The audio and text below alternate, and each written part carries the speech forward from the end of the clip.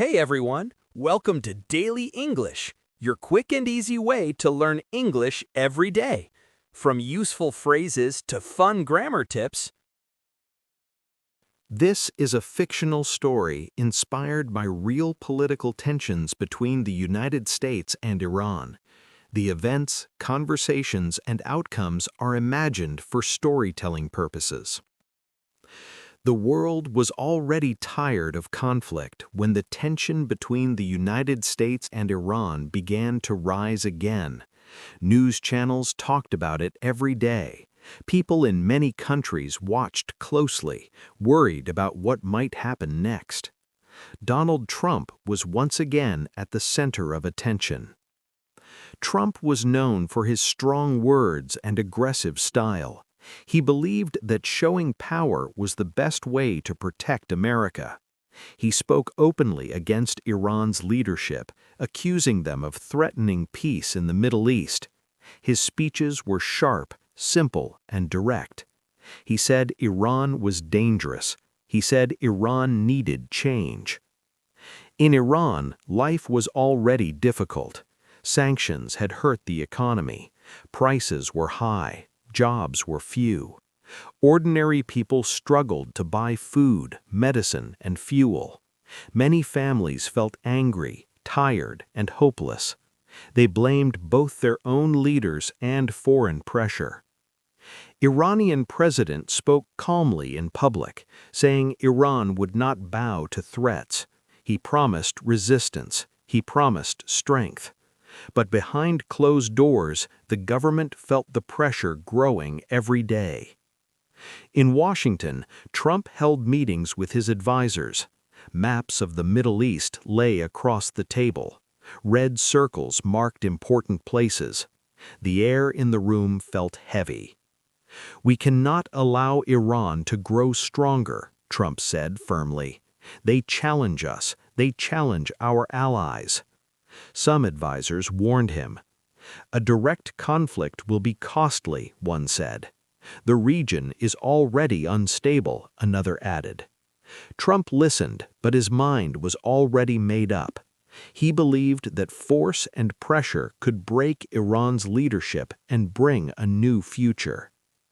In his speeches, Trump began to mention a new idea: change from within Iran. He talked about a future leader who would bring peace and cooperation. He did not name him clearly at first, but rumors spread quickly. People started whispering the name Reza. Reza was not a powerful man in the story yet. He was an Iranian figure living quietly outside the spotlight. Educated, calm, and diplomatic, he spoke about reform, not revenge. He talked about opening Iran to the world, improving relations, and ending endless conflict. Some Iranians liked his ideas. Others called him a dreamer. Many were afraid to speak openly at all.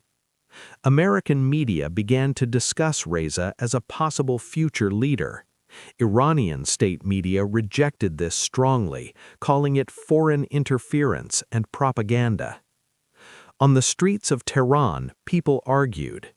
"Iran wants to control us," one man said angrily. "Our leaders have failed us," another replied. "We just want peace," said a woman quietly. Tension slowly turned into fear.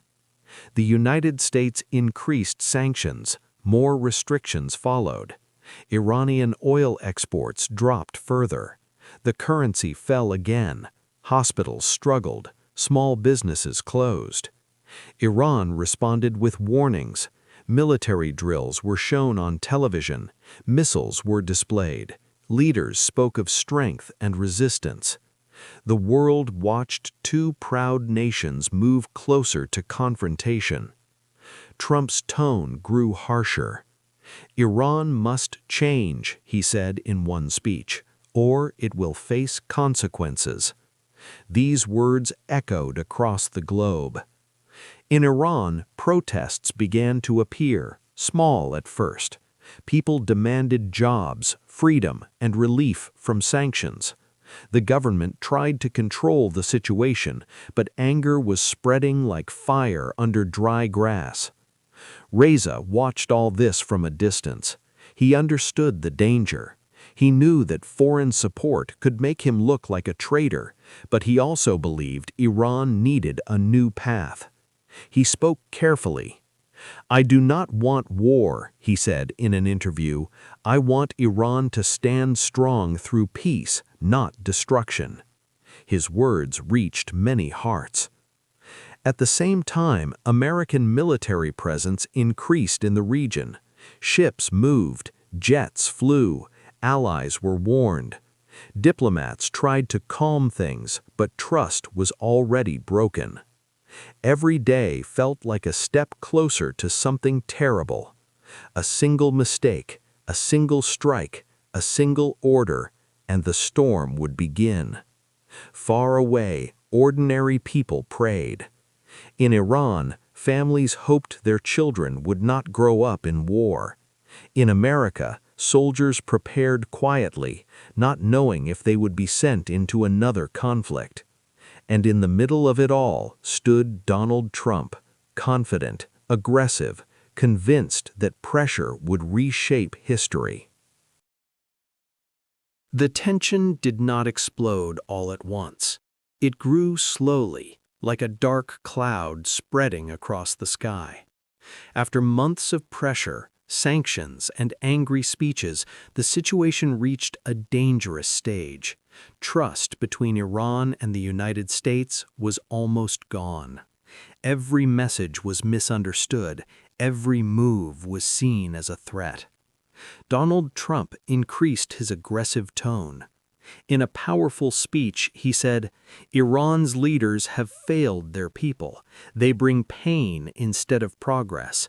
The Iranian people deserve better." These words were repeated across news channels. Some people cheered, others felt afraid. Inside Iran, the government called these words an attack on their sovereignty. They warned the public that America wanted to control Iran and steal its future. But many ordinary Iranians were no longer listening to official speeches. Life was getting harder. Shops were empty, medicines were rare, electricity cuts became common, young people could not find work, parents worried every day. Protests grew larger. At first, people shouted about prices and jobs. Later, their demands changed. "We want change. We want a future. No more suffering." The government tried to stop the protests. Police filled the streets. Internet access was limited. Fear spread, but anger spread faster. Reza watched closely. He knew this was a dangerous moment. If he stayed silent, the country could fall into chaos. If he spoke too loudly, he could be labeled a foreign puppet. So he chose his words carefully. In a recorded message shared quietly online, Reza spoke to the people.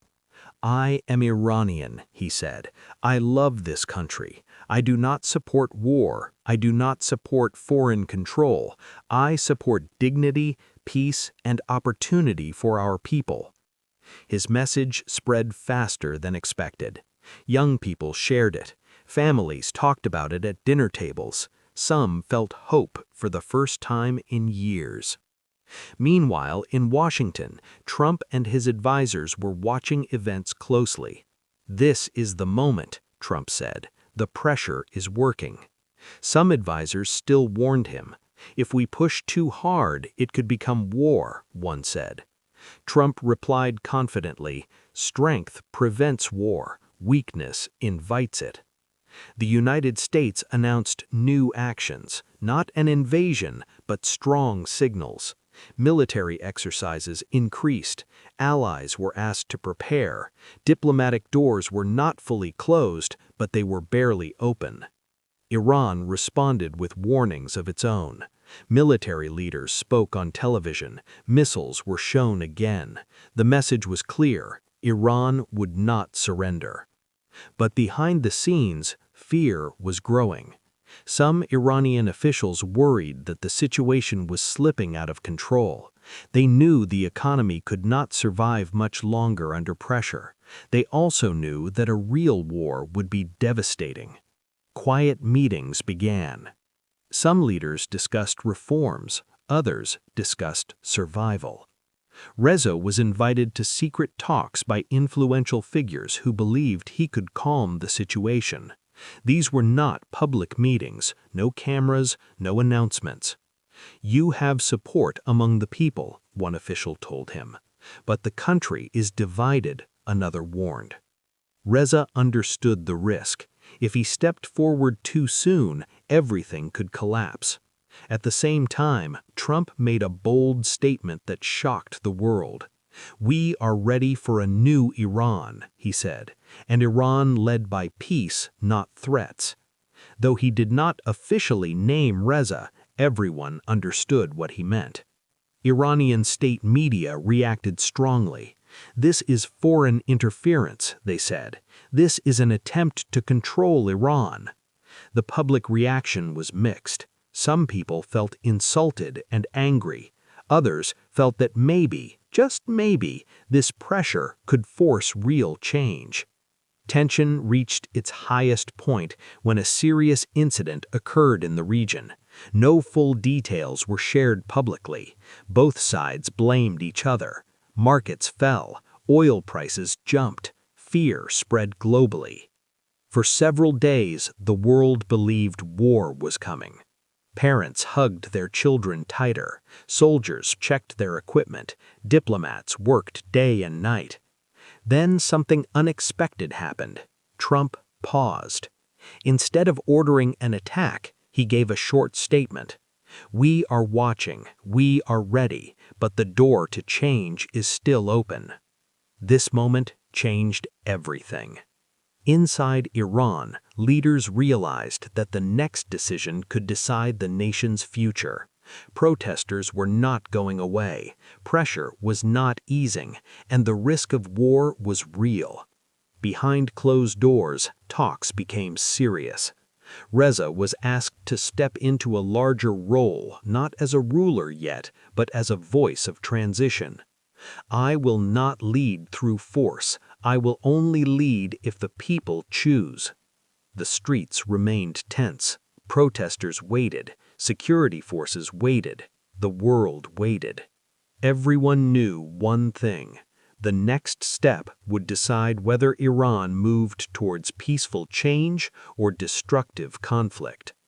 The story was reaching its breaking point.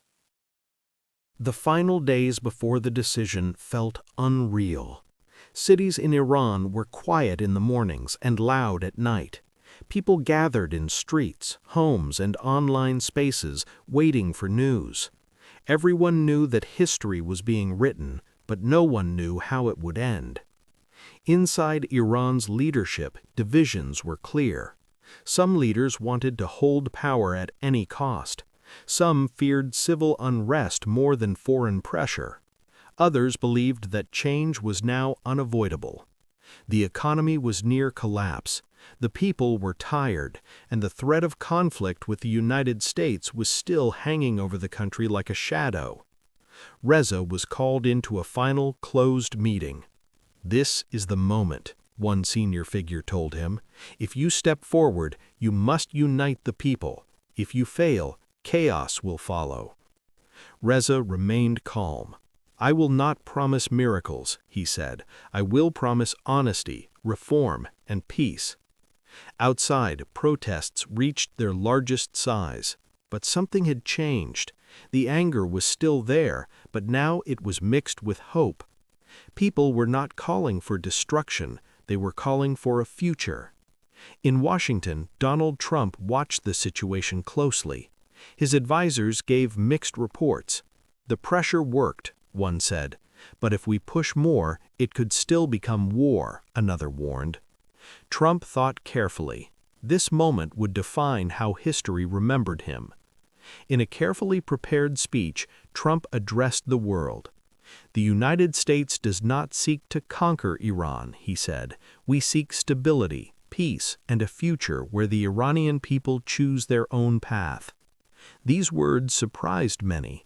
They lowered the temperature slightly, but tension remained. Inside Iran, a historic announcement was made. The government declared a transition process, not a sudden overthrow, but a controlled shift. Reforms would begin. New leadership would be allowed to emerge through public support. Reza stepped forward publicly for the first time. He spoke simply. "This moment is not about me," he said. "It is about Iran, about our children, about ending fear and isolation." Millions watched. He promised no revenge. He promised no foreign control. He promised dialogue, reform, and rebuilding. The streets reacted with emotion. Some cried, some doubted, some celebrated quietly. The world waited to see if this fragile path would survive. Trump responded cautiously. Sanctions were not removed immediately, but some restrictions were eased as a signal. Military pressure slowed. Diplomats returned to the table. It was not peace yet, but it was not war. Reza was later chosen as interim president through a transitional process supported by public movements and political agreements. This was not perfect democracy, but it was a step away from collapse. His first message as leader was clear. Iran will not be ruled by fear. Iran will not be ruled by outsiders. Iran will be ruled by responsibility. He called for unity. He called for rebuilding the economy. He called for talks with the world, including the United States, but on equal terms. Trump reacted publicly. "We will judge by actions," he said, "but this is a new chapter." The aggressive tone softened, though suspicion remained. For ordinary people, life did not improve overnight. Prices did not suddenly fall. Problems did not disappear, but something important had changed. Hope returned. Parents spoke about tomorrow again. Young people dreamed again. The fear of war slowly faded. The conflict between Iran and the United States did not end completely. History never ends so cleanly. But a disaster was avoided. The climax was not a battle, it was a decision. A decision to step back from destruction, a decision to choose change over chaos. And the world learned once again that even in the darkest tension, the future can turn, not through conquest, but through courage and choice. Thanks for watching Daily English. If you learned something new today, don't forget to like, share, and subscribe for more quick English lessons every day. See you tomorrow.